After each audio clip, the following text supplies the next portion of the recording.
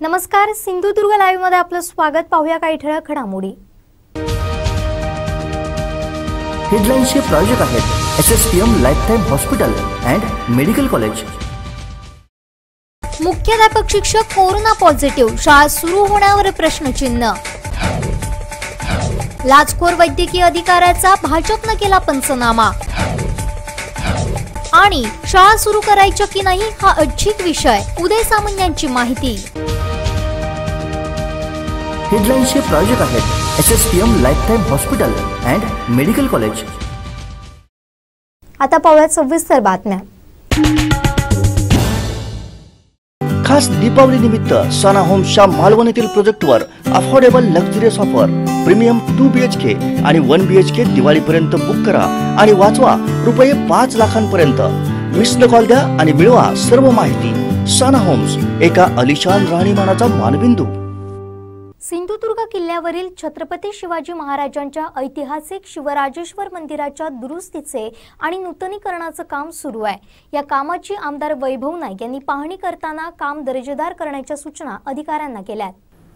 किल्ले सिंधुदुर्गवरील शिवराजेश्वर मंदिर दुरुस्ती आणि नूतनीकरणासाठी आमदार वैभव नाईक यांच्या प्रयत्नातून प्रादेशिक पर्यटन विकास योजनेअंतर्गत 1,52,00,000 निधी मंजूर करण्यात आलाय. हे काम युद्धपातळीवर सुरू आहे. या कामाची आमदार वैभव नाईक यांनी पाहणी केली. यावेळी उपस्थित असलेल्या सार्वजनिक बांधकाम विभागाच्या अधिकाऱ्यांना दर्जेदार काम करून घेण्याबरोबरच आवश्यक त्या सूचना आमदार वैभव नाईक यांनी केल्या. संपूर्ण सिंधुदुर्ग जिल्ह्याचं भूषण असलेल्या सिंधुदुर्ग किल्ल्याला राज्यामध्ये नंतर देशामध्ये एकूण असलेलं शिवराज मंदिर या किल्ल्यावर आहे. आणि या किल्ल्यामध्ये अनेक कार्यक्रम या ठिकाणी होतात आणि देशविदेशातले अनेक पर्यटक या मंदिरामध्ये भेट देतात. आणि इथे अनेक वर्ष लोकांची मागणी होती की या किल्ल्याचं सुशोभीकरण झालं पाहिजे. आणि सुशोभीकरणासाठी आर्कोलॉजी डिपार्टमेंटच्या अनेक अडचणी या ठिकाणी होत्या. परंतु त्यातनं मार्ग काढून आपण राज्य पर्यटनमधनं या ठिकाणी 1,60,00,000 निधी या ठिकाणी मंजूर केलेला आहे. आणि या कामाची देखरेख आर्कोलॉजी विभागाच्या मान्यतेने या ठिकाणी सार्वजनिक बांधकाम विभाग करत आहे. आणि आर्कोलॉजीचा अनेक वर्ष काम केलेला ठेकेदारने हेच काम घेतलेलं आहे. त्यामुळे आपण बघितलं की अत्यंत चांगल्या पद्धतीने हे काम होत आहे आणि लवकरच हे काम या ठिकाणी पूर्ण होईल.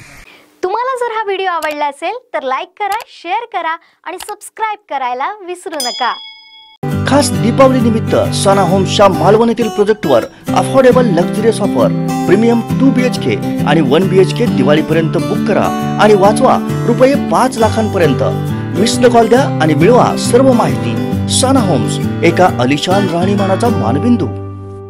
भाजपा काळातील वीज बिल थकबाकी शोधणारे महाराष्ट्राचे वीज मंत्री मागील 1 वर्ष झोपले होते काय, असा संतप्त सवाल करत भाजपा जिल्हाध्यक्ष राजन तेली यांनी वाढीव वीज बिलांविरोधात आंदोलन अधिक तीव्र करण्याचा इशारा दिलाय. वाढीव वीज बिलांची होळी करायची नाही तर मग पूजा करायची काय, असा थेट सवाल त्यांनी केलाय. पाहुयात काय म्हणाले राजन तेली.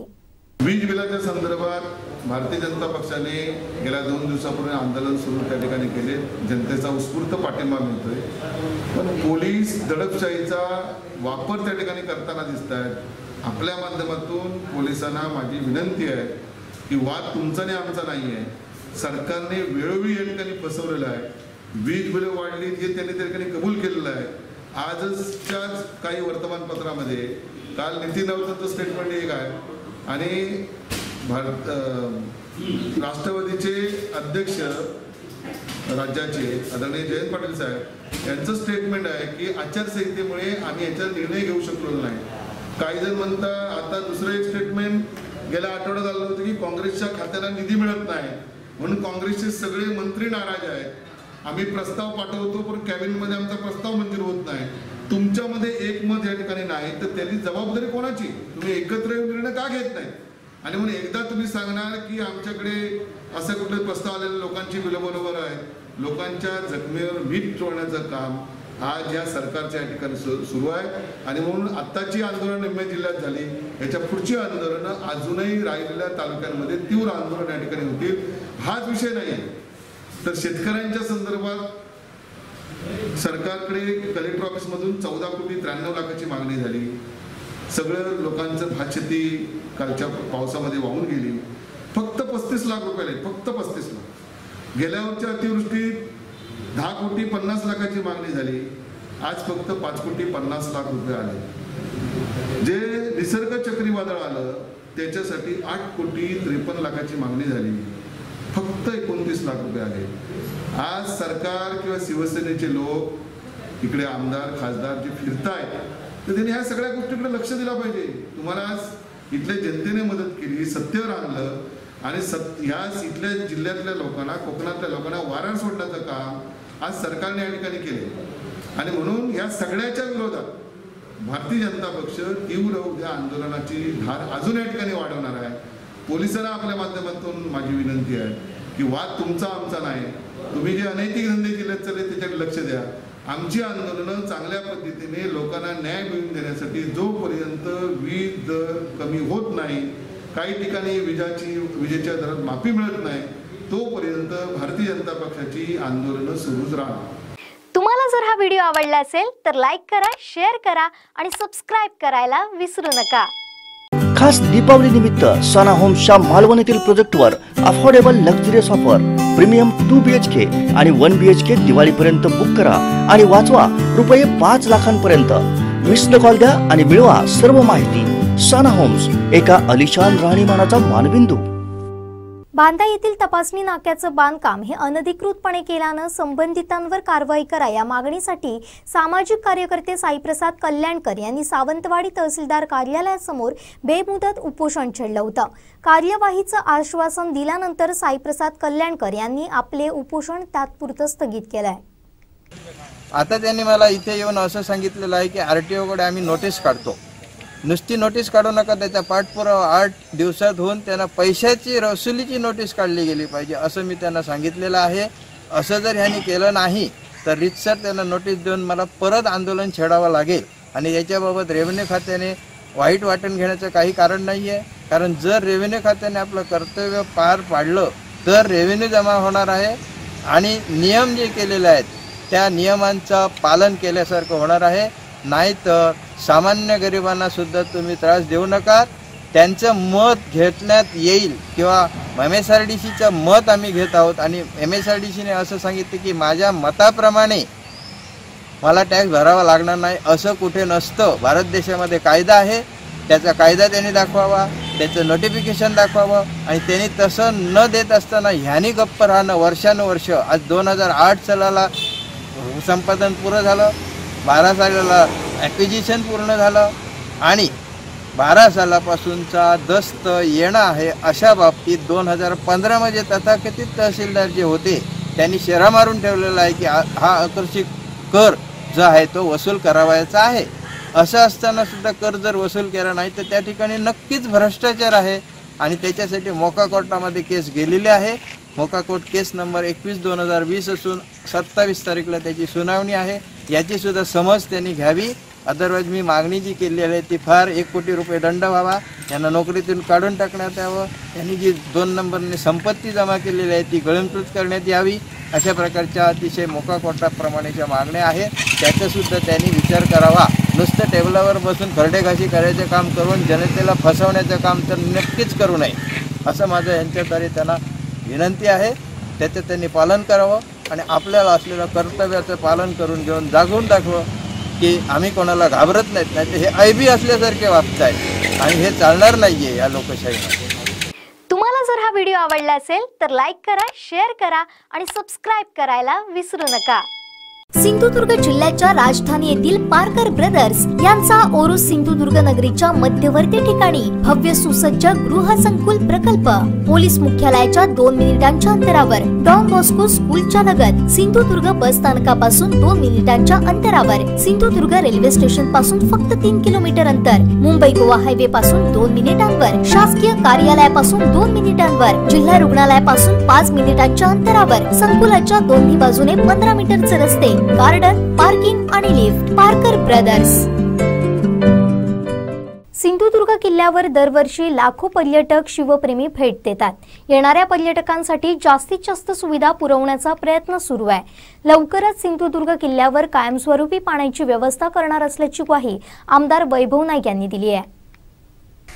या पुढच्या काळामध्ये सुद्धा मगाशी किल्ल्यावर व्यवस्थित लोकांनी सांगितल्याप्रमाणे या किल्ल्यामध्ये गेल्या वर्षी सुद्धा 4 लाख पर्यटकांनी भेट दिलेली आहे आणि यावर्षी सुद्धा 4-5 लाख किल्ले. आज जर आपण माहीत असेल की करोना काळ असला तरी आज पर्यटक त्या किल्ल्यावर भेट देत आहेत, त्यामुळे लवकरच या किल्ल्यावर पाण्याची व्यवस्था आणि लाईटची व्यवस्था या ठिकाणी आपण करणार आहोत, की जेणेकरून या किल्ल्यामध्ये ज्या आता सोयी आहेत त्या आपण पूर्ण करणार आहोत. आणि येणाऱ्या काही दिवसामध्येच वायरी ग्रामपंचायत सहकार्यातनं या किल्ल्याचा प्रत्येक भाग या ठिकाणी जो झाडी झुडपं वाढले ते प्रत्येक भाग सफाई करण्याचं काम या ठिकाणी करणार आहोत. आणि मला निश्चित आशा आहे की हे काम लवकरात लवकर या ठिकाणी पूर्ण होईल. तुम्हाला जर हा व्हिडिओ आवडला असेल तर लाईक करा, शेअर करा आणि सबस्क्राईब करायला विसरू नका. बातमीपत्रात घेऊया छोटीशी विश्रांती. कुठेही जाऊ नका, अजिबात घराबाहेर पडू नका, कोरोनाच्या जाळ्यात अडकू नका. पाहत राहा कोकणचं महा चॅनल सिंधुदुर्ग लाईव्ह.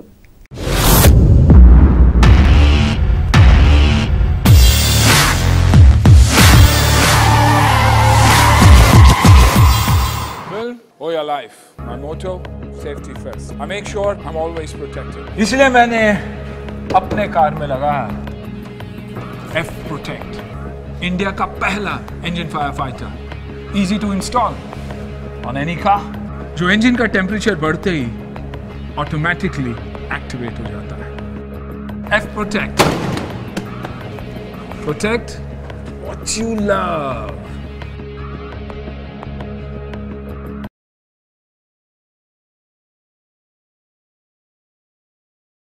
रब्बी हंगाम सुरू झालाय, चला तर मग वाट कसली बघताय. आजच भेट द्या मेसर्स प्रभू कृषी सेवा केंद्र व प्रभू कृषी मार्टला. सिंधुदुर्ग जिल्ह्यात कृषी क्षेत्रासाठी अत्याधुनिक अवजारे व बियाणे पुरवणारे अग्रगण्य दालन. पॉवर विडर घ्यायचाय तर कृषी अवजारांचे सुसज्ज दालन प्रभू कृषी सेवा केंद्रातूनच. अगदी लहानांपासून थोरांपर्यंत हाताळण्यास सोपे असणारे पॉवर विडर सुद्धा उपलब्ध. विविध कंपन्या आणि सर्व प्रकारच्या कृषी अवजारांसाठी आजच संपर्क करा. सर्व प्रकारचे power tiller, grass cutter, power spares, power weeder, भात कापणी यंत्र, भात मळणी यंत्र, खड्डे खोदण्याची मशीन, मनुष्यचलित भात लावणी यंत्र, वॉटर पंप, सर्व प्रकारचे गार्डन टूल्स, बी बियाणे व ताडपत्री, सर्व काहींचं सुसज्ज दालन. प्रभू कृषी सेवा केंद्र व Prabhu agri mart Kudal. Honda, Aspee agro equipment, फोकर्स India private limited, E agro care, Kisan Kraft, Benson agro, Samson, Krishidhan seeds, Nirmal seeds, Mahabeej महामंडळ आदी कंपन्यांचे अधिकृत विक्रेते. सिंधुदुर्ग जिल्ह्यातील शेती अवजारे पुरवणारे विश्वसनीय नाव प्रभू कृषी सेवा केंद्र व प्रभू ॲग्री मार्ट कुडाळ. आमच्या शाखा कुडाळ, वेंगुर्ला, कसाल व दोडामार्ग. आमचा पत्ता भोगटे कंपाऊंड, उद्यमनगर, कुडाळ. संपर्क 9423 30 41 73, 90 11 39 76 63 आणि 72 63 83 23 99. हिरक महोत्सवी परंपरा, अस्सल चवीचा स्वाद खरा. घरगुती साजूक तुपातले सात्विक पदार्थ मिळण्याचं एकमेव ठिकाण. तब्बल 76 वर्षांची परंपरा असलेलं तसंच महाराष्ट्र आणि गोव्याबरोबरच देशभरातल्या पर्यटकांच्या पसंतीस उतरलेलं हॉटेल श्री समर्थ. हॉटेल श्री समर्थ घेऊन येते आपली सुसज्ज दुसरी शाखा.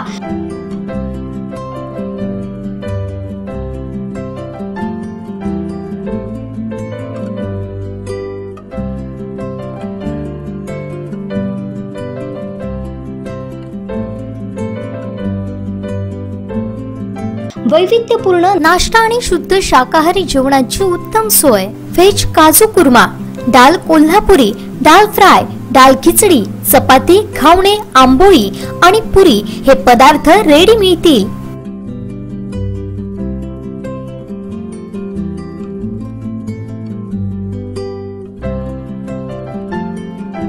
पर्यटकांसाठी प्रशस्त पार्किंग, क्लीन टॉयलेट आणि वॉशरूमची सुविधा. हॉटेल श्री समर्थ, झारापत्रादेवी महामार्ग, बांदा सटमटवाडी, टोल नाक्याजवळ, बांदा, जिल्हा सिंधुदुर्ग. Mobile number 8888 68 10 96. मेजवानीची लज्जत खरी, हॉटेल श्री समर्थची चव असणारी. Catholic urban cooperative credit society limited Sawantwadi संस्थेच्या 26व्या वर्धापन दिनानिमित्त खास ऑफर कॅथोलिक धनलाभ ठेव 26 महिने व्याजदर 10.50%. आजच गुंतवणूक करा, त्वरा करा. ऑफर फक्त 31 डिसेंबर पर्यंत. सुवर्ण संधीचा लाभ घ्या. संपर्क क्रमांक प्रधान कार्यालय 023 63 273 890, सावंतवाडी 023 63 273 889, वेंगुर्ला 023 66 262 953, शिरोडा 023 66 227 439, मालवण 023 65 252 782, कणकवली 023 67 233 922, कुडाळ 023 62 221 559.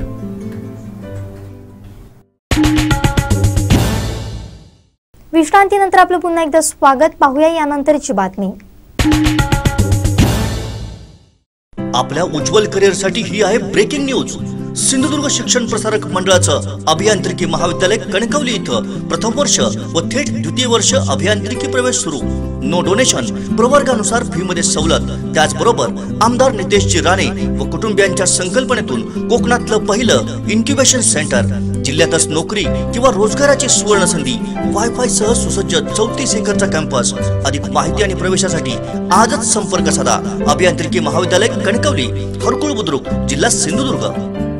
23 नोव्हेंबर पासून मुंबई आणि ठाणे वगळता राज्यातील अनेक जिल्ह्यांमधील शाळा सुरू होणार आहेत. सरकार आणि प्रशासनाच्या या निर्णयावर प्रश्नचिन्ह उपस्थित केलं जात आहे. कारण शाळा सुरू करण्यापूर्वी केलेल्या चाचण्यांमध्ये अनेक जिल्ह्यातील शिक्षकांना कोरोनाची लागण झाल्याचं समोर आलंय.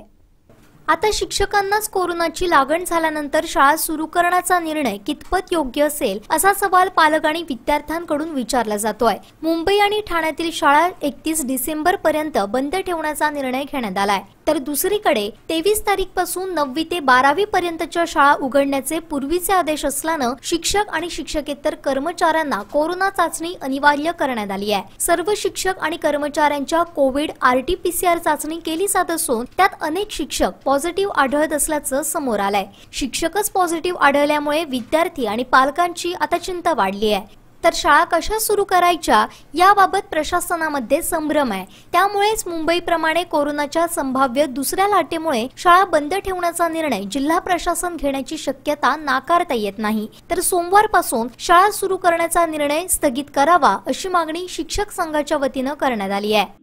महाराष्ट्र राज्य शिक्षक परिषदेच्या राज्याध्यक्ष म्हणून माझी स्पष्टपणे भूमिका आहे. 23 मार्चला ज्यावेळी महाराष्ट्रात संपूर्ण लॉकडाऊन आले आणि त्यावेळेला संपूर्ण महाराष्ट्र हा विचारात घेऊन, कारण कोरोना हा जो रुग्ण आहे राज्यकर्त्यापासून तर मोठमोठे सामाजिक नेत्यांपर्यंत असं म्हणतात की त्याला गरीब श्रीमंत असा भेदभाव नाही आणि त्याला कोणत्या प्रदेशाचाही भेदभाव नाही.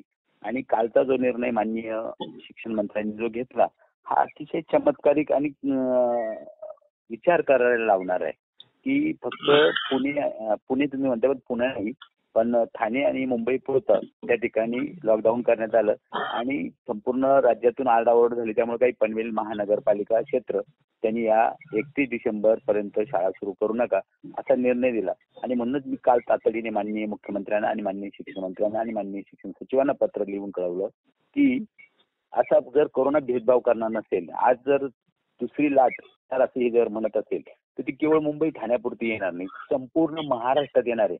आणि संपूर्ण महाराष्ट्रात येत असताना त्या शासनाच्या शासन निर्णयाचं आपण जर अवलोकन बारकाईने केलं तर आपल्याला असं लक्षात येईल की त्या ठिकाणी ही सर्वस्वी जबाबदारी त्यांनी मुख्याध्यापक आणि शिक्षकांवर सोडली. कारण शालेय व्यवस्थापन समिती, शालेय समिती आणि त्या ठिकाणी संस्था यांची संपूर्ण परवानगी घेऊन शाळा सुरू करायची. उद्या या ठिकाणी एखाद्या विद्यार्थ्याच्या किंवा शिक्षकाच्या जीवितहानी झाली तर शासन जबाबदारी घेणार का असं मी त्यांना प्रश्न विचारला. कारण एक जबाबदारी दुसऱ्यावर ढकलून देऊन या ठिकाणी शासनाची की तुम्ही आमची तुमच्यावर सक्ती नाही आणि तुम्ही शाळा सुरू करा. पण आपण संस्था आणि मुख्याध्यापकांची भूमिका जर पाहिली तर मुख्याध्यापक म्हणतो मला कलेक्टरचं पत्र पाहिजे, मला शिवोचं पत्र पाहिजे, मला शिक्षणाधिकाऱ्याचं पत्र पाहिजे आणि संपूर्ण महाराष्ट्र हा संभ्रमावस्थेत आहे. एकीकडे शिक्षण मंत्री म्हणतात की माझी कोणावर सक्ती नाही, जबाबदारी नाही, पण ह्या कोरोनाच्या संकटात शासनाने स्पष्टपणे जशी ठाण्याच्या बाबतीत आणि मुंबईच्या बाबतीत भूमिका घेतली, जर तुम्हाला 100% खात्री दुसरी लाट येणार आहे तर तो महाराष्ट्रात भेदभाव न करता संपूर्ण महाराष्ट्रात 31 डिसेंबर पर्यंत जोपर्यंत लस येत नाही तोपर्यंत विद्यार्थ्यांच्या जीविताशी खेळू नये ही महाराष्ट्र राज्याची परिस्थितीची स्पष्टपणे भूमिका आहे. आणि जर खेळणार असेल तर याची जबाबदारी माझ्या शिक्षकांवर आणि माझ्या मुख्याध्यापकावर न राहता याची सर्वस्वी जबाबदारी उद्या जर एखाद्या शिक्षकाच्या किंवा विद्यार्थ्याच्या जीवितहानीला काही झालं याची सर्वस्वी जबाबदारी महाराष्ट्र शासनाने उचलावी आणि त्यांना खुल्यापणाने त्यांनी बिनधास्त त्या ठिकाणी शाळा सुरू करण्याची आमची अडचण नाही. माझा शिक्षक किंवा माझा मुख्याध्यापक किंवा माझा विद्यार्थी कुठे अडचणीत येईल याची त्यांनी पूर्णपणे खात्री घ्यावी. तुम्हाला जर हा व्हिडिओ आवडला असेल तर लाईक करा, शेअर करा आणि सबस्क्राईब करायला विसरू नका. कार्तिकी यात्रेनिमित्त वारकऱ्यांना पंढरपुरात येण्यास शासनानं निर्बंध घातलेत. वारकऱ्यांना विरोध करत उपमुख्यमंत्री कार्तिकीची एकादशीची शासकीय महापूजा करू शकतात, हा तुझा भाव शासनानं करू नये. वारकऱ्यांना वारी नाही तर उपमुख्यमंत्र्यांनीही वारी करू नये असं आवाहन हबप राणा महाराज वास्कर यांनी केलंय. काल कार्तिक वारीच्या संदर्भात रात्री संध्याकाळी आदरणीय कलेक्टर साहेबांनी जो कार्तिक वारीबद्दलचा निर्बंध सांगितला त्या सगळ्या सूचना आपल्या संप्रदायापर्यंत पोहोचलेल्या आहेत. तरीसुद्धा त्यातल्या काही गोष्टींबद्दल संप्रदायात आता चर्चा झाली आणि ज्या गोष्टी संप्रदायाला अपेक्षित होत्या त्या गोष्टीची पूर्तता करण्यासाठी सरकार असमर्थता दाखवत असल्या कारणानं आजची ही बैठक आयोजित करून आज काही निर्णय ठोस असे ह्या बैठकीत घेण्यात आलेले आहेत. ते कार्तिक वारी समन्वय समितीच्या आधारे आणि सर्व वारकरी संप्रदायाच्या विचाराने घेतलेले आहेत. म्हणून त्यासाठी विशिष्ट अशी काही एक आखणी केलेली आहे. त्या आखणीचा विचार लवकरच शासनापर्यंत पोहोचवावा यासाठी आजची बैठक होती. शासकीय पूजा ज्यांच्या कोणाकडून होणार असेल त्यांनी प्राथमिक स्वरूपात ही पूजा प्रांत अधिकाऱ्याकडून करून घ्यावी. तुमचा विरोध आहे, उपमुख्यमंत्री पूजा करायला विरोध आहे. विरोध निर्बंध घालायचा, विरोधाचा भाग नाही. हा निर्बंध पूजेवर घातलाच पाहिजे. मग जसं वारकरी पंढरपुरातली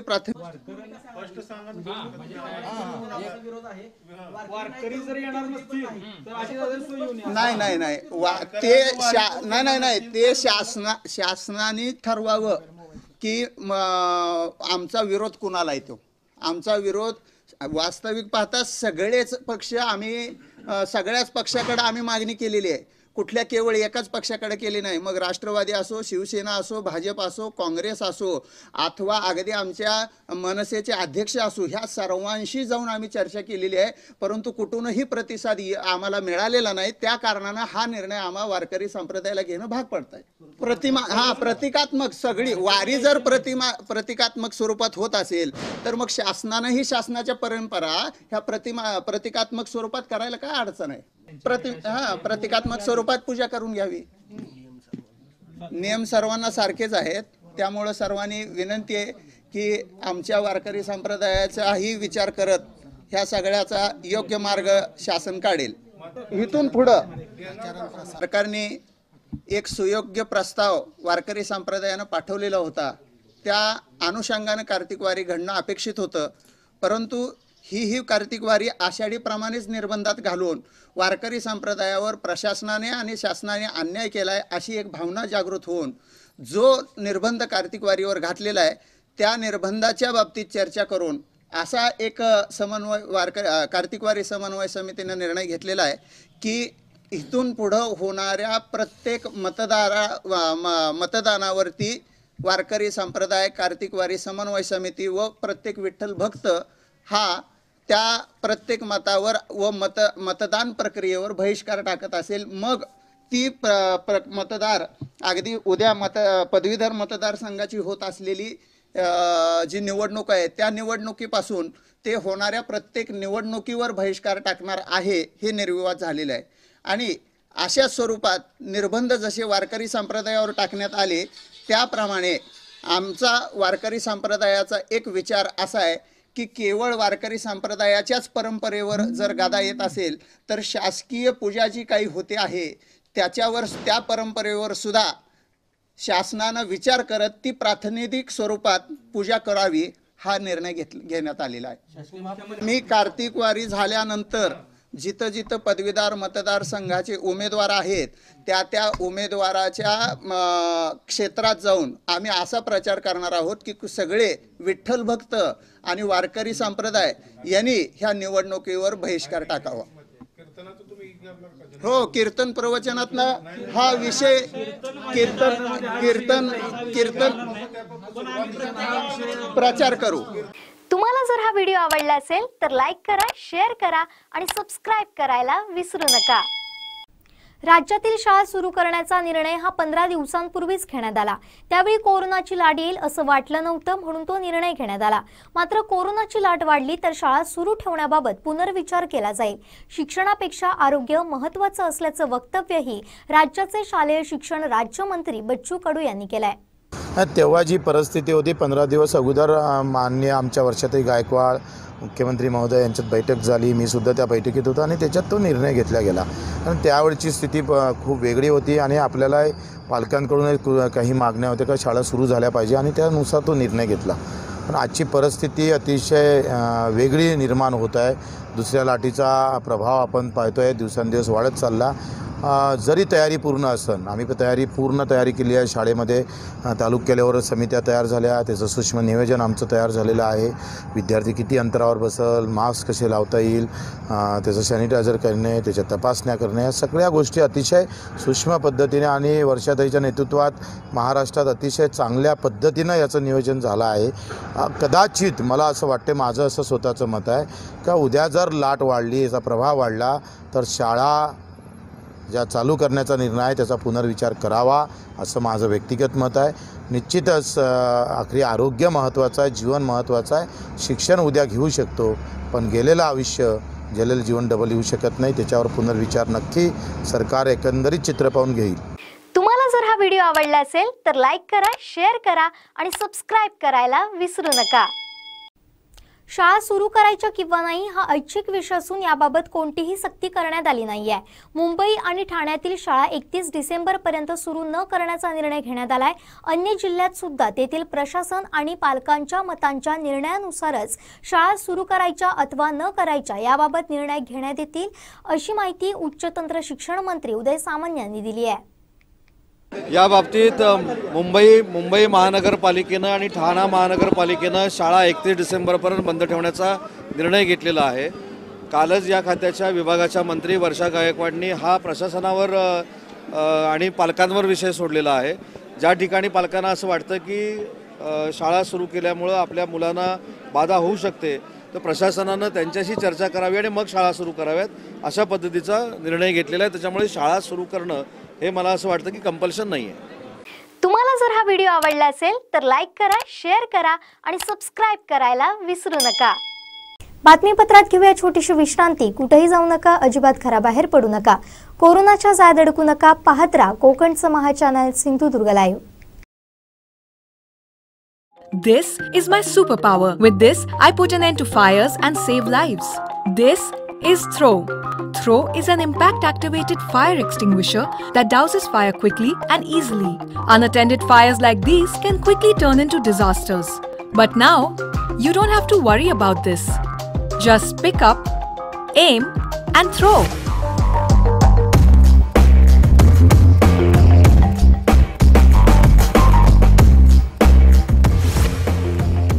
Throw is a non-toxic and eco-friendly solution to fight fires. This proprietary solution blocks oxygen to fire, dousing it within seconds.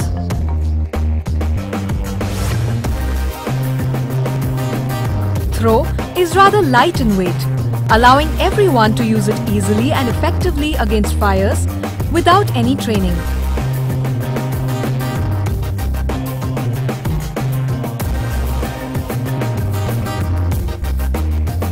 In addition to the weight, the sleek design allows easy storage as well. Throw activates on impact and can be used in multiple ways: against cluster fires, against line fires, and to create pathways. Throw has a shelf life of 2 years and is effective against accidental kitchen fires, small domestic fires,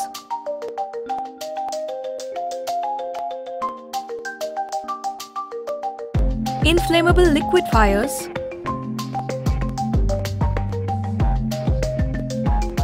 and electrical fires.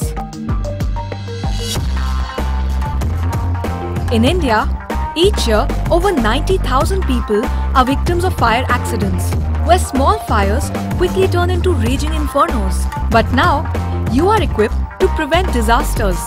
Simply pick, aim, and throw. Be fire ready.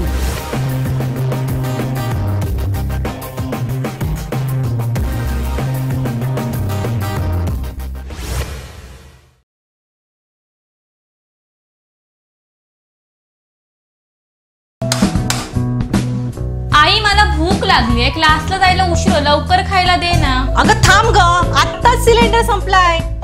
अहो इकडे या ना, cylinder संपलाय, बदलून द्या जरा. अगं मला पण उशीर होतोय. अजिबात नाही, दर महिन्याला सिलेंडर बुक करायचा आणि पुन्हा बदलायचा.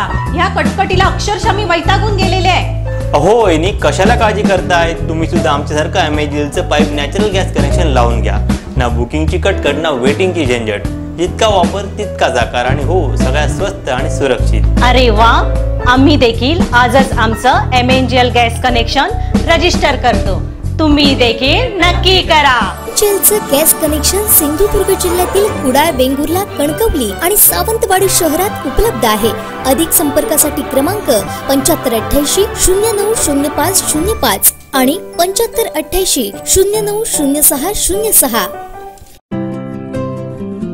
हजारो डोळ्यांच्या यशस्वी शस्त्रक्रिया केलेले नॅप नेत्र रुग्णालय मिरज संचलित नॅप नेत्र रुग्णालय देवगड. वैशिष्ट्य अल्पदरात चष्मे, बिन टाक्याच्या फेको पद्धतीनं मोतीबिंदू शस्त्रक्रिया, डोळ्यांचं अद्ययावत तपासणी केंद्र, तज्ञ नेत्ररोग तज्ञ टीम, अद्ययावत ऑपरेशन थिएटर, अत्याधुनिक तंत्राचा पुरेपूर वापर, हेपा फिल्टर आणि इलेक्ट्रॉनिक बंबार्डर द्वारा नाविन्यपूर्ण सॅनिटायझेशन पद्धतीचा वापर. शस्त्रक्रियेनंतर त्याच दिवशी रुग्णाला घरी पाठवण्यात येतं. नम्र प्रशिक्षित staff. Doctor Athawale campus Devgad. मोफत नेत्र तपासणी केंद्र दररोज सकाळी 9 ते 12, दुपारी 3 ते 6, रविवारी बंद. मोबाईल 7382 82 10 00 7382 82 20 00.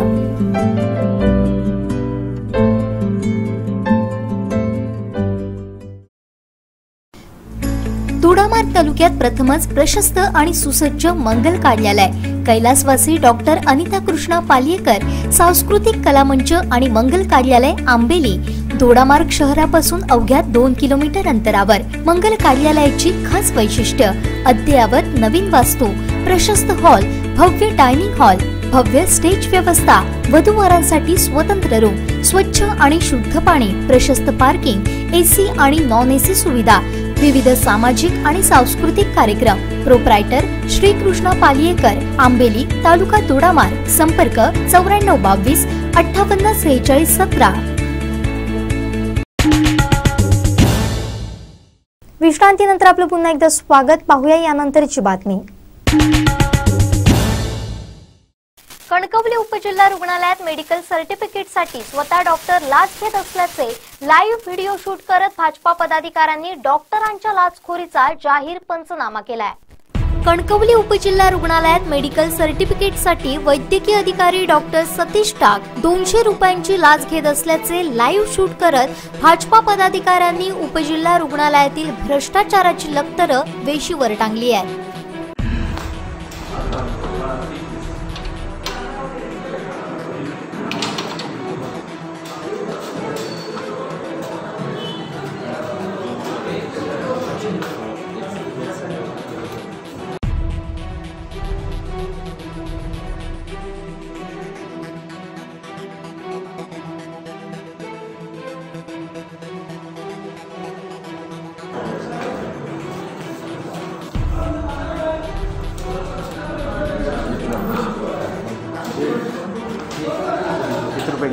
₹200 दिले ना. काय दिलं? मी बघितलं. पैसे घेतले ना, पैसे दिले मी बघितले. तू ₹200 हातात आणला. 200 का 400 दिला? अरे 200 दिला. मला नाही का असा का? असं नाही. तुम्ही सवय लावली आणि घरी पण काय तुझ्या पडत लागता. फोटो फोटो कणकवली उपजिल्हा रुग्णालयातील अस्वच्छतेवर उपाय न केल्याच्या विरोधात जाब विचारण्यासाठी भाजपा पदाधिकारी उपजिल्हा रुग्णालयात गेले होते। त्यावेळी वैद्यकीय अधिकारी डॉक्टर सतीश टाक यांना भाजपा पदाधिकाऱ्यांनी धारेवर धरत घेराव घातला। ऐन बैठकीतच डॉक्टर टाक यांनी मध्येच उठून बाहेर जात मेडिकल सर्टिफिकेटसाठी 200 रुपये घेत असतानाचे लाईव्ह व्हिडिओ शूट भाजपा कार्यकर्त्यांनी केले। याआधीही डॉक्टर टाक यांच्यावर मेडिकल सर्टिफिकेटसाठी लाच घेतल्याचा आरोप झाला होता, परंतु यावेळी मात्र निर्ढावलेल्या डॉक्टर टाक यांनी भाजपा पदाधिकाऱ्यांसमक्षच लाच घेतली। यावरून भाजपा पदाधिकारी प्रचंड संतप्त झाले। सिव्हिल सर्जन कणकवलीत येईपर्यंत उठणार नसल्याची भूमिका भाजपा पदाधिकाऱ्यांनी घेतल्यानंतर निवासी जिल्हा शल्यचिकित्सक डॉक्टर श्रीपाद पाटील हे उपजिल्हा रुग्णालयाला भेट देत भाजपा पदाधिकाऱ्यांना सामोरे गेले। हे सगळं इथे चालू होतं, इथे सगळं चालू असताना हे डॉक्टर साहेब सन्मानाने उठले आणि बाहेर जाऊन एका पैसे घेतले आणि त्याचा आताचा व्हिडिओ माझ्याकडे आहे। म्हणजे ह्याला म्हणजे काय निगरगट्टपणा जो आहे ऑपरेशन घेतली गेली याची चर्चा इथे चालू आहे आणि बाहेर जाऊन पैसे 1000 रुपये ठरले, 3000 रुपये दिले, ड्रेसिंग केलं नाही का? आधी कुठे 2000 रुपये तर पुढचं ड्रेसिंग ह्या माझ्या पैशाच्या बाबतीत झाले, मी ठरवलं 1000 रुपये द्यायची, 50 घालणार ना ड्रेसिंग नाही केलं। ही चर्चा चालू असताना एक माणूस त्याला मेडिकल सर्टिफिकेट आणि ह्याच्या खिशातून पेन करता सही माहिती त्याचा बाहेर भेटतो तुमची वाट तुम्ही प्रवासात असतानाचा व्हिडिओ आहे, असा व्हिडिओ आहे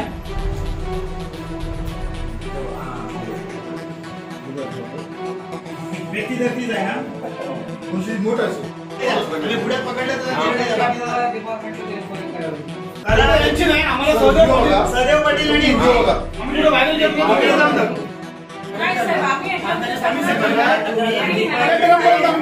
याची डिपार्टमेंटची चौकशी करायची असेल तर करा, अन्यथा आम्ही सोडणार नाही कोणाला। लेखी तक्रार दिल्यास डॉक्टर टाक यांच्यावर योग्य कारवाई करण्याचे आश्वासन डॉक्टर श्रीपाद पाटील यांनी दिलं। सोमवारी जिल्हा शल्यचिकित्सक कणकवली उपजिल्हा रुग्णालयात येऊन घडलेल्या प्रकाराबाबत आढावा घेतील अशी ग्वाही डॉक्टर श्रीपाद पाटील यांनी दिली आहे। श्रीपाद पाटील सरांची आम्ही वाट बघत असतानाच आमची डॉक्टर टाक सरांशी बोलणं चालू होतं आणि आम्ही त्यांच्याशी ह्या विषयात बोलत होतो की या हॉस्पिटलमध्ये कसे काय पैसे घेतले जातात, कारण गरीब लोकांसाठी हे उपजिल्हा रुग्णालय आहे किंवा सिव्हिल रुग्णालय गरीब लोकांसाठी शासनाने सुरू केलेलं आहे। तिथे एकही पैसा न घेता ऑपरेशन केली गेली पाहिजे। तसं न होता जर 5000 रुपये घेत असतील तर त्याचा आम्ही जाब विचारत असताना मध्येच डॉक्टर टाक उठून बाहेर गेले। तिथे एका माणसाला मेडिकल सर्टिफिकेट बीडीए नावाच्या माणसाला मेडिकल सर्टिफिकेट देण्यासाठी त्यांनी 200 रुपये घेतले। याचा व्हिडिओ सुद्धा आमच्या कार्यकर्त्यांनी शूट केलेला आहे। आमच्या हे निदर्शनास आल्यामुळे डॉक्टरांचा हा गिंडपणा असं आम्हाला वाटतं, कारण लोकप्रतिनिधी समोर बसले आहेत, पत्रकार आहेत, पोलीस आहे, यांच्या समोर जर अशा पद्धतीचं जर वर्तन डॉक्टरांचं असेल तर अशा डॉक्टरांचा आमच्या जिल्ह्यात उपयोग काय? अशा डॉक्टरांची तुम्ही हकालपट्टी करा। आणि या संदर्भात आता आम्ही सिव्हिल सर्जनना एक पत्र देणार आहोत, त्याचबरोबर आम्ही लाचलुचपत खात्याला सुद्धा या संदर्भात पत्र देणार आहोत। इथे आम्हाला असं आढळून आलं की एखाद्या पेशंटला मेडिकल सर्टिफिकेटसाठी डॉक्टरांकडून 200 रुपये घेतले गेले। आमचा व्हिडिओ आम्ही सत्य परिस्थिती आम्ही लोकांसमोर आणली आणि त्याच्यावर कारवाई अजून काय होत नाही आहे आणि कारवाई करावी अशी आमची मागणी। आणि या उपजिल्हा रुग्णालयात देवगड, वैभववाडी, कणकवली, राजापूर या ठिकाणचे पेशंट येतात, तरीसुद्धा इथले पालकमंत्री, इथले सत्ताधारी कोणी लक्ष देत नाहीत। त्या विरोधात आम्ही तीव्र स्वरूपाचं आंदोलन यापुढेही करणार आहोत।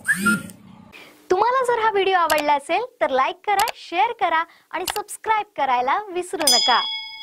खास दीपावली निमित्त सना होम्सच्या मालवण येथील प्रोजेक्टवर affordable luxurious offer premium 2 BHK आणि 1 BHK दिवाळीपर्यंत बुक करा आणि वाचवा रुपये 5 लाखांपर्यंत। मिस्ड कॉल द्या आणि मिळवा सर्व माहिती। सना होम्स, एका अलिशान राहणीमानाचा मानबिंदू। सावंतवाडी शहरातील एका उच्चभ्रू कॉम्प्लेक्समध्ये राहणाऱ्या व्यक्तीला क्षुल्लक कारणावरून मारहाण करण्यात आली, तर संचालक मंडळास अर्वाच्य भाषेत शिवीगाळ करत धमकावण्यात आलं। सावंतवाडी पोलिसात तक्रार दाखल करून देखील न्याय न मिळाल्यानं तक्रारदारानं पोलीस अधीक्षकांचं लक्ष वेधलंय। दरम्यान शांत आणि सुसंस्कृत सावंतवाडीत घडणाऱ्या या प्रकाराला पोलिसांनी आळा घालावा, मारहाण करणाऱ्यांना ताब्यात घ्यावं, अन्यथा उपोषणाला बसणार असा इशारा ह्युमन राईट्सचे प्रदेश सहसचिव अमित वेंगुर्लेकर यांनी दिलाय. शांत, संयमी आणि सुसंस्कृत सावंतवाडी अशी ज्या सावंतवाडीची ओळख आहे त्यामध्ये गुन्हेगारी प्रवृत्ती वाढत चाललेली आहे. सावंतवाडीमध्ये क्षुल्लक कारणावरनं हल्ले होत आहेत, मारामाऱ्या होत आहेत, धक्काबुक्की होते. ह्या घटना नवीनच नाही आहेत, ह्याआधी अशाच घटना घडल्यात. पार्किंगच्या मुद्द्यावरनं चाकू हल्ले सुद्धा झालेत आणि असाच हल्ला पुन्हा एकदा सावंतवाडीतल्या उच्चपूर्व अशा एका सोसायटीमध्ये घडला. या सोसायटीमध्ये सर्व हे विविध क्षेत्रात नाव कमावलेले व्यक्तिमत्व इथे राहतात आणि या सोसायटीमध्ये हा प्रकार घडलेला आहे. काल एका व्यक्तीकडनं क्षुल्लक कारणावरून मारहाण करण्यात आली. क्षुल्लक कारण होतं, पार्किंगचं कारण होतं, मात्र यावरनंही मारहाण होते. यानंतर या व्यक्तीने ही NC मी तुम्हाला दाखवू शकतो, NC दाखल केल्यानंतर सुद्धा फक्त त्यांना नोटीस देऊन त्यांना समजूत काढून या मारेकऱ्यांना असणं ज्यांनी ही मारहाण केली त्यांना सोडण्यात आलं. त्यांच्यावर योग्य ती कारवाई सावंतवाडी पोलिसांकडनं करण्यात आलेली नाही. ज्या व्यक्तींना ही मारहाण झाली, ज्या सोसायटीमध्ये हा प्रकार घडला त्या सोसायटीत आम्ही आहोत. तर मी अमेय अरुंदेकर, मी या सोसायटीचा खजिनदार म्हणून गेले 10 वर्ष काम करतोय.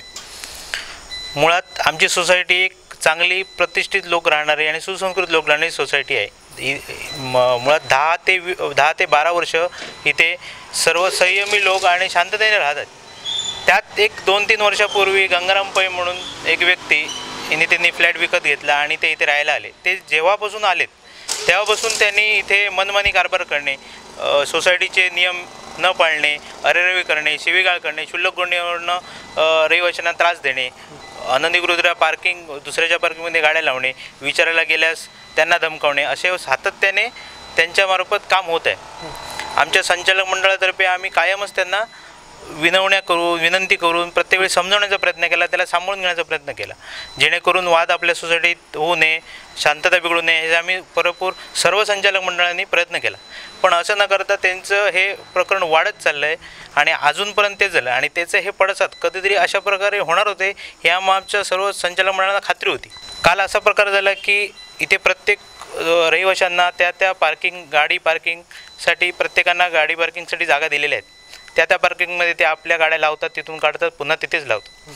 पण ही व्यक्ती जी अशी आहे की ती येऊन प्रत्येक वेळी दुसऱ्याच्या गाडीमध्ये जागेत पार्किंग करणे, दुसऱ्याने कोणी विचारलं तर त्यांना उगाच शिवीगाळ करणे, अशा प्रत्येक वेळी तो असं काम करत असताना आम्ही पण त्याला प्रत्येक वेळी सांगितलं की आता तू इथे गाडी लावू नकोस. आमचे सोसायटीतील पिऊन आहेत, ते क्लार्क आहेत, ते त्यांना प्रत्येक विनंती करायला लागले, त्यांना पण त्यांनी आरवी केलेली होती.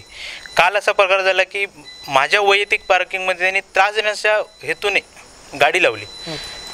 आमच्या सोसायटीच्या नियमाप्रमाणे असं आहे की जर कोण विनवण्या करून किंवा सांगून जर पार्किंग काढत नसेल, गाडी आपली लावलेली काढत नसेल, तर आम्ही त्याच्या गाडीला चाप लावतो. प्रतिदिन 200 रुपये त्याच्याकडनं दंड आकारण्यात येतो, तो आम्ही वसूल करून मग तो चाप काढतो. अशी आमची पद्धत आहे. पण तीही त्याला मान्य नाही. त्याने काय केलं, चाप लावल्या प्रथम आमचे अध्यक्ष जे विजय कामत त्यांना फोन केला, त्यांना शिवीगाळ करायला चालू केली, तुम्ही चाप लावणारे कोण, इथे तुम्ही या, तुम्हाला बघतो, तुम्ही इथे येऊन दाखवा, असं त्यांना केलं. त्यानंतर आमचे प्रतापराव देसाई त्यांना फोनवरनं धमकी दिली. मलाही त्यांनी फोन केला, मलाही त्यांनी त्या माध्यमात त्याच विषयाला लागून धमकी दिली, अर्वाच्या वर्षी शिवीगाळ केली. मी त्यांना सांगितलं तुम्हाला जर काय त्या बाबतीत जर तुम्हाला काय शंका असेल तर तुम्ही आमच्याशी येऊन बसा, बोला, विषय आपण समजून घेऊन तो सोडू. पण तसं न करता त्यांनी अजून शिवीगाळ केली आणि मला सांगितलं तू इथे तुला मारून टाकेन, तुझी गाडी फोडून टाकेन, तुला हातपाय तोडीन, तुझ्या घरात घुसून तुम्हाला मारेन, अशा प्रकारचे वेगळ्या प्रकारच्या धमकी दिल्या. त्यानंतर मी विचार न करता मी जसं माझं काम आटपून बाहेर नाही येत होतो, घराच्या ठिकाणी ह्या ठिकाणी तो थांबलेला होता. मला त्यांनी वाटे देऊन थांबवलं. त्याने मला डायरेक्ट हात घालण्याचा प्रयत्न केला, हल्ला माझ्यावर त्याने केला. त्याने मला इथून त्याच्यावर साथीदार, एक अनोळखी 2 साथीदार होते, ते आपल्या रहिवाशी कधी बघण्यातले नाही, मला ते अनोळखी आहेत. त्याने ते मुद्दामून त्यांना बोलवलेलं असेल मारण्यासाठी. ते आले, त्यांनी मारण्याचा मला प्रयत्न केला. हातात काठी वगैरे घेऊन ते माझ्यावर धावून गेले. त्यानंतर मी गाडीत असल्यामुळे मी त्यांना तसंच ढकलून, ते मला हाताने वगैरे मारलेला आहे. त्यानंतर मी त्यांना ढकलून मी पोलीस स्टेशन गाठलं. झालेला सर्व प्रकार सविस्तररित्या सांगितला. पण त्यांचं मत असं होतं की तुम्ही शक्यतो हे वातावरण मिटवा, जे काय प्रकरण आहे मिटवा, तुमच्या सोसायटीत पुन्हा असे वाद होतील, परत तुम्ही आपापसात तोंड बघणार, मग करू नका. पण आमचं मत होतं आम्ही त्याला अनेकदा समजवण्याचा प्रयत्न केला आणि तो त्या गोष्टीत कधी ऐकणारा नव्हता हे आम्हाला माहिती होतं. म्हणून आम्ही तो नाईलाज आहे. आणि ही गोष्ट आधी हल्ला करणे चुकीचं आहे आणि कोणालाही मारणे हे पण चुकीचं आहे. ह्या गोष्टीत पोलिसांना आम्ही सांगितल्यावर पोलिसांनी ते गांभीर्य त्यांच्या लक्षात आलं नाही असं मला वाटलं. त्यांनी आम्हाला जे मी वर्णन केलं त्याप्रमाणे त्यांनी ते कलम त्याला लावायला पाहिजे होती, गुन्हा दाखल केला. त्यांनी न करता थोडीशी फक्त समज देण्यापुरती कलम लावली, आम्हाला दाखवण्यापुरती कलम लावली. त्यांना फक्त 139 खाली नोटीस दिली आणि त्यांना असं कृत्य घडू नये म्हणून त्यांना सोडून दिलं. पण माझं मत होतं की त्याच्यावर आणखी 2 अनोळखी इसम होते. त्या अनोळखी 2 इसमांना तुम्ही का चौकशीला बोलवलं नाही? ते कोण होते? प्रोफेशनल होते का? कोण गावगुंड बोलवले होते का किंवा रहिवासी होते? त्याबद्दल कोणालाच माहिती नाही. मग उद्या आम्ही बाहेर फिरणारे, आम्ही बिल्डर, आम्ही बाहेर फिरणारी लोक, मग आम्हाला त्याने पुन्हा कट करून कधी आम्हाला जीवे मारण्याचा प्रयत्न केला तर त्याला जबाबदार कोण? हे पोलीस घेणार आहेत का? मग त्यांनी आज ही गांभीर्य लक्ष घेऊन त्याप्रमाणे त्याला अटक करून चौकशी करून त्या लोकांना बोलवून त्याची खडानखडा माहिती घेऊन त्यांच्यावर त्याप्रमाणे गुन्हे दाखल करणारे पाहिजे होते. तक्रारदारांनी सांगितले की पोलिसांनी ज्या पद्धतीने ज्या गांभीर्याने ही गोष्ट लक्षात घेतली पाहिजे होती ती पोलिसांकडनं घेतली गेलेली नाही आहेत. आपण पाहू शकतो की संपूर्ण सोसायटीतले लोक हे इथे एकवटलेले आहेत. ज्या तक्रारदाराला मारहाण झाली त्यांच्या बाजूने हे सर्व लोक आहेत. ज्या सोसायटीचे अध्यक्ष सुद्धा आपल्या सोबत आहेत. आमच्या सोसायटीचे नियम म्हणजे एकदम साधे आणि सिंपल आहेत, सगळ्यांना समजण्यासारखे आहेत, असे काही कॉम्प्लिकेटेड काही नाही आहे. प्रत्येक सभासदाला ज्यांच्या गाड्या आहेत त्यांना गाड्यांचं पार्किंग आम्ही अलॉट केलेलं आहे, तिथेच त्यांनी गाडी लावायची आहे. आणि जर गाडी त्यांनी दुसरीकडे लावली तर त्याला चाप लावणे आणि त्याला समज देणे आणि त्याच्याकडनं दंड वसूल करणे हा आमचा नियम आहे. त्या नियमाप्रमाणे त्यांच्या गाडीला तिकडे चाप लावला होता, कारण त्यांनी आमेच्या अरुंदेकरांच्या ह्याच्यामध्ये लावली होती गाडी पार्किंगमध्ये. त्यानंतर त्यांनी संध्याकाळी मला फोन केला आणि मला म्हणाले तू चाप का लावला? तुम्ही जर चाप काढला नाही तर मी त्याची गाडी फोडेन. मी म्हटलं आम्ही येतो, मी जरा बाहेर होतो, मी येतो, तोपर्यंत तुम्ही जरा थांबा, आल्यावर आपण चर्चा करू. तर तो म्हणाला साळसूतपणाचा आव आणू नका, आम्हाला तसलं काही करायचं नाही आहे, मी बघून घेतो. म्हटलं ठीक आहे, तुला काय करायचं ते कर. तोपर्यंत मग त्यांनी यांच्याशी बाचाबाची केली आणि यांच्यावर मारहाण करण्याचा प्रयत्न केला. आम्हाला एवढंच म्हणायचं आहे की त्यांनी जे काय बोललं असेल ते ठीक आहे, आम्ही बोलून ते सॉल्व केलं असता.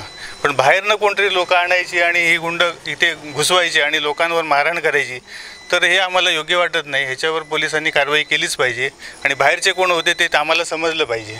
कारण नाहीतर आम्ही इथे संचालक मंडळावर काम करताना आम्हाला जर यांनी अशा धमक्या दिल्या तर आम्ही काम कसं करायचं?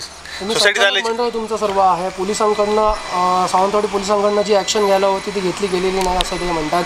संचालक मंडळाची काय ॲक्शन असणार आणि तुम्ही पुढे काय कारवाई करणार? आम्ही काय नाही, आम्ही मग परत हे करणार ना, पोलिसांनाच कळवणार की अशा गोष्टीवरती प्रतिबंध करण्यासाठी तुम्ही आम्हाला प्रोटेक्शन द्या प्रत्येकाला. आज आम्ही हे सगळं तुम्हाला सांगतोय, ह्या TV वरती आम्ही सांगतोय, पण हे आता बघून जर परत आमच्यावरती आले अंगावरती तर आम्ही काय करायचं? त्या व्यक्तीकडनं ह्या सोसायटीतले जे संचालक असतील, संचालक मंडळ असेल, त्यांना देखील शिवीगाळ त्यांनी केली होती. महिला वर्ग देखील आपण या ठिकाणी पाहू शकतो की ज्यांना शिवीगाळ करत असताना हा महिला वर्ग या सोसायटीमध्ये होता. आपल्यासोबत काही महिला भगिनी आहेत, काय सांगाल नेमका काय प्रकार घडला होता? तुम्ही या ठिकाणी होता, त्या व्यक्तीकडनं शिवीगाळ करण्यात आली होती, काय सांगाल? हो, मोठ्याने शिवीगाळ करण्यात आली आहे आणि ते फक्त गाडीत असल्यामुळे ते वाजले नाही तर त्यांना जीवे मारण्याचा प्रयत्न सरळ झालेला आहे. त्यामुळे पोलिसांनी याच्यात जास्तीत जास्त लक्ष घालून हे सॉल्व करावं आणि हे सतत होत आहे. मागील 2 वर्षापासून हे गुंड प्रवृत्तीच्या गोष्टी होत आहेत, त्यामुळे ह्याच्यावर जास्तीत जास्त आळा घालावा. महिला वर्ग सुद्धा मोठ्या प्रमाणात इथे राहतोय. अशी प्रवृत्ती किंवा अशी मारहाण जर इथे होत असेल तर तुमच्याही महिलांच्या जीवाला धोका आहे, भविष्यात आणखीन घटना होऊ शकतात. तुमचं काय म्हणणं आहे? आता हे दिसतंय, आता मागे त्यांनी आता कालच ते गाडीत असल्यामुळे ते वाचले, आता हे बघून ते परत महिलांवर पण हल्ले करू शकतील, त्यामुळे याच्यावर विचार व्हायला पाहिजे. असे प्रकार आधी आमच्या सोसायटीत ह्याच्या आधी कधी घडले नव्हते. हे आल्यानंतर 2 वर्षापासून हे हळूहळू सुरू झालं. आम्ही संचालक मंडळ म्हणून त्यांना भरपूर विनंत्या करून सगळं सांगितलं, पण ते कोणाचंच ऐकत नाही, म्हणजे ते आम्हाला किंमतच देत नाही. त्याबद्दल पोलिसांनी योग्य ती कारवाई करावी आणि असा प्रकार आमच्याकडे परत होता नाही ह्याच्याबद्दल त्यांनी त्याची दखल घ्यावी. कारण महिला वर्ग सगळा इकडला, लहान मुलं सगळी खेळत असतात, ते घबराटीचं वातावरण झालेलं आहे. माझ्यासोबत ह्युमन राईट्सचे प्रदेश सहसचिव अमित वेंगुर्लेकर आहे, ज्यांनी ह्या प्रकरणाबद्दल किंवा आवाज उठवला होता. सावंतवाडी पोलिसांना देखील त्यांनी इशारा दिला. अमितजी, सावंतवाडीमध्ये हा दुसरा प्रकार घडतो, याआधी असेच प्रकार घडलेत. पोलीस प्रशासनाकडनं हवी तशी कारवाई केली जात नाही असं इथल्या नागरिकांचंही म्हणणं आहे. तुम्ही हा आवाज उठवलाय, काय सांगाल या प्रकाराबद्दल? आणि हे जे काही प्रकार घडतात, गुंड प्रवृत्ती सावंतवाडीत आणण्याचा प्रकार किंवा त्याला पाणी घालण्याचा प्रकार हा पोलिसांकडनं होतोय का? प्रत्यक्षरित्या सुसंस्कृत सावंतवाडीत अशा पद्धतीच्या घटना ह्या आजतागायत घडत नव्हत्या, पण हल्लीच्या या 3 ते 4 महिन्यात असे बरेच गंभीर प्रकार घडलेले आहेत. आज तर म्हणजे कालच्या याच वेळेस आमचे एक संयमी आणि एक प्रतिष्ठित व्यक्ती म्हणून सावंतवाडीत ओळखले जाणारे आमचे अमयजी आरोंदेकर यांचं कधीही कोणत्याही पद्धतीत कुठेही कोणाला सावंतवाडीत अडथळा झालेला नाही. अशी व्यक्ती सुसंस्कृत या सदनिकेत राहते.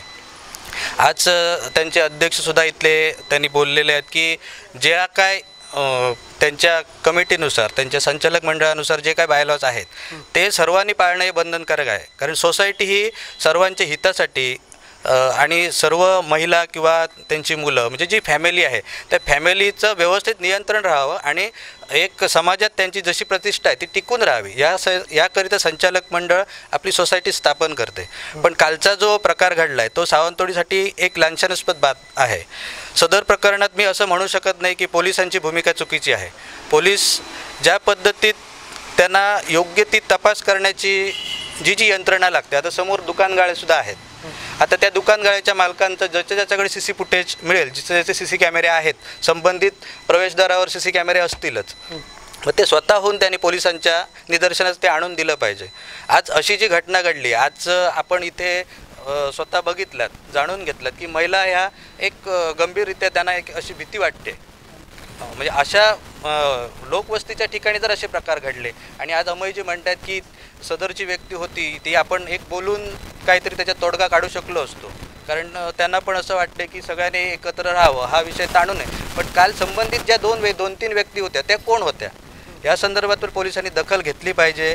संबंधित जो विषय आहे, आता अमय आरोंदेकरांना जी मारहाण झाली, आम्हाला दिलेल्या पत्रात त्यांनी म्हटलेलं आहे की त्यांना मारहाण झाली, त्याच्यात लाठ्यांचा सुद्धा समावेश आहे. म्हणजे हे नक्की त्यांचं अशी कट कारस्थान होतं का आणि त्यांना नक्की आता या संदर्भात कोणत्या पद्धतीत नियोजन घ्यावं लागेल हे आता प्रत्येक वेळी पोलिसांनी सपोर्ट करणं हे गरजेचंच आहे. कारण अशा घटना पुन्हा घडू नये, वारंवाररित्या घडू नये म्हणून योग्य त्या प्रकारे याचा तपास करून या संदर्भात जी दुकानगाळ आहेत त्यांची CC फुटेज तपासून इथल्या जे स्थायिक लोक आहेत, महिला म्हणा किंवा एक संबंधित जे प्रशासन आहे त्यांच्याशी चर्चा करून योग्य तो तोडगा काढला पाहिजे.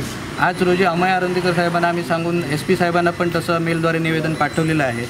आमचं असं म्हणणं आहे आणि आम्हाला एक अशी आशा आहे की सदर प्रकरणाची गंभीररित्या पोलीस दखल घेऊन संबंधित जे अनोळखी व्यक्ती त्यांच्यावर पण गुन्हा दाखल करतीलच. पण जर का अशात काय तथ्यता आढळली तर ह्युमन राईट्स प्रोटेक्शन ट्रस्टतर्फे आम्ही उपोषणास नक्कीच बसू आणि संबंधित वसाहतीस आपण न्याय मिळवून देऊ.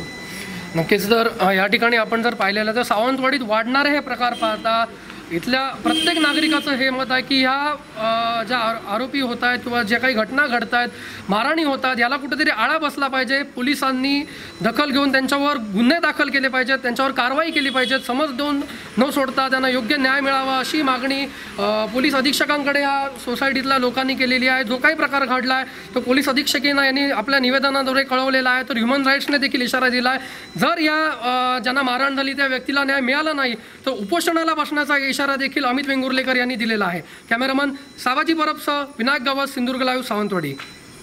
तुम्हाला जर हा व्हिडिओ आवडला असेल तर लाईक करा, शेअर करा आणि सबस्क्राईब करायला विसरू नका. शेवटी ठळक घडामोडी पुन्हा एकदा. हेडलाईन्सचे प्रायोजक आहेत SSPM lifetime hospital and medical college. मुख्याध्यापक शिक्षक कोरोना पॉझिटिव्ह, शाळा सुरू होण्यावर प्रश्नचिन्ह. लाचखोर वैद्यकीय अधिकाऱ्याचा भाजपनं केला पंचनामा. आणि शाळा सुरू करायच्या की नाही हा ऐच्छिक विषय, उदय सामंत यांची माहिती. हेडलाईन्सचे प्रायोजक आहेत SSPM lifetime hospital and medical college.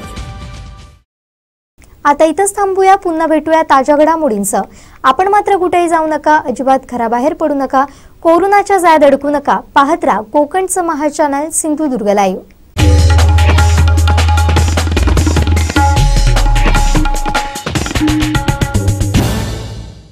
डॉइट्स फार ट्रॅक्टर ओपन चॅलेंज असेल हिम्मत तर या मैदानात. डॉइट्स फार ट्रॅक्टर खरेदीवर अनुदान, प्रशासकीय लाभ मिळवण्यासाठी कृषी विभाग, कृषी अधिकारी यांच्याशी संपर्क साधा. अधिक माहितीसाठी Sindhudurg tractor agro agency Shirgaon इथं अवश्य भेट द्या. सिंधुदुर्ग जिल्ह्यातील शेतकरी बांधवांना खुश खबर, डॉइट्स फार ट्रॅक्टरची जिल्ह्यातील मेन डीलरशिप आता शिरगाव देवगड इथं डॉइट्स फार सादर करत आहे. ट्रॅक्टर मधील 3 सिरीज ट्रॅक्टरची मॉडेल आणि त्याची वैशिष्ट्ये. मॉडेल 3E सिरीज 35, 40, 42 HP मध्ये उपलब्ध. इंधन कार्यक्षम engine, constant match gearbox, diesel युक्त सह हायड्रोलिक, सर्वोत्कृष्ट बोनेट, डायग्राम क्लच, तेलात बुडालेले ब्रेक, इस्टिमेस्ट कस्टर, पूर्ण सीलबंद एक्सेस. मॉडेल ॲग्रोलक्स सिरीज 45, 50, 65 आणि 60 HP मध्ये. मॉडेल ॲग्रोमॅक्स सिरीज 45 ते 80 HP मध्ये उपलब्ध. शक्तिशाली इंजिन, सर्वोत्तम आरामदायी, तेलात बुडालेले ब्रेक, स्वतंत्र PTO, संपूर्ण सिक्रोमॅश गिअरबॉक्स, मजबूत rear axle double clutch DCIL, 4 wheel drive. सर्व इंजिन मध्ये ट्रॅक्टरची मॉडेल उपलब्ध. वेट्स for tractor sale service, fair machinery आणि शेतकरी अवजारे मिळण्याचे जिल्ह्यातील एकमेव ठिकाण Sindhudurg tractor agro agency. All India repairing workshop, Shri Pavanai मंदिरानजीक, शिरगाव, देवगड निपाणी हायवे, तालुका देवगड, जिल्हा सिंधुदुर्ग. मोबाईल 80 0791 9884 आणि 94 052 26 085. प्रोप्रायटर श्री सीताराम जाधव.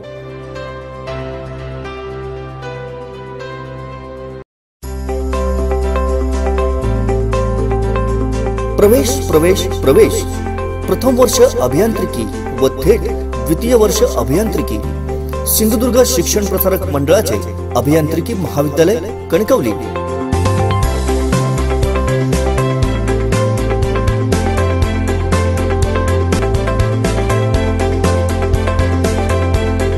पदवी mechanical, electrical, electronics and telecommunication, computer engineering, mechatronics, Computer Science and Engineering, Artificial Intelligence and Machine Learning.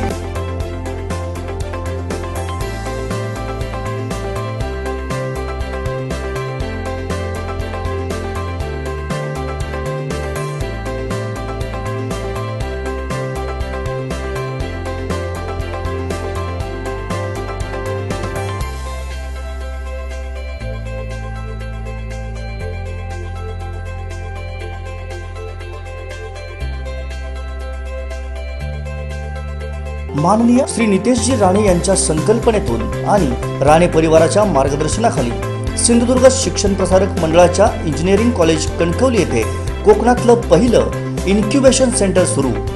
याच माध्यमातून जिल्हा व जिल्ह्याबाहेरील युवक युवतींना आपल्या जिल्ह्यातच नोकरी आणि रोजगाराची संधी, तसंच याच इन्क्युबेशन सेंटर मार्फत स्वतःचा व्यवसाय सुरू करण्यासाठी भरीव सरकारी अर्थसहाय्य. दर्जेदार वाटचालीमुळे नॅक अंतर्गत B+ ग्रेड. आमची वैशिष्ट्ये वायफाय सह सुसज्ज 34 एकर कॅम्पस, तज्ञ अनुभवी व उच्च शिक्षित प्राध्यापक, अद्ययावत प्रयोगशाळा, इंटरनेट सह संगणक कक्ष, स्वतंत्र प्लेसमेंट विभाग, जिम, स्विमिंग पूल व सुसज्ज मैदान. महाराष्ट्र शासन केंद्र शासनाच्या GR नुसार विविध प्रवर्गातील मुलांना विशेष सवलत. अत्याधुनिक व सुसज्ज लायब्ररी, मुला मुलींसाठी स्वतः वसतिगृह, मोफत मेडिकल चेकअप, नामांकित कंपन्यांमध्ये नोकरीची संधी. प्रवेशासाठी संपर्क सिंधुदुर्ग शिक्षण प्रसारक मंडळाचे अभियांत्रिकी महाविद्यालय कणकवली, हरकुळ बुद्रुक, तालुका कणकवली, जिल्हा सिंधुदुर्ग. प्रवेशासाठी संपर्क प्रोफेसर रावसाहेब ठोंबरे 97 630 72 417. डॉक्टर महेश साटम 94 211 46 337. प्राध्यापक समीर वायंगणकर 94 216 37 803. प्राध्यापक सुयोग सावंत 94 20 455 488. प्राध्यापक वैभव माईनकर 90 498 13 870 आणि श्री अनाजी सावंत 9422 63 38 21.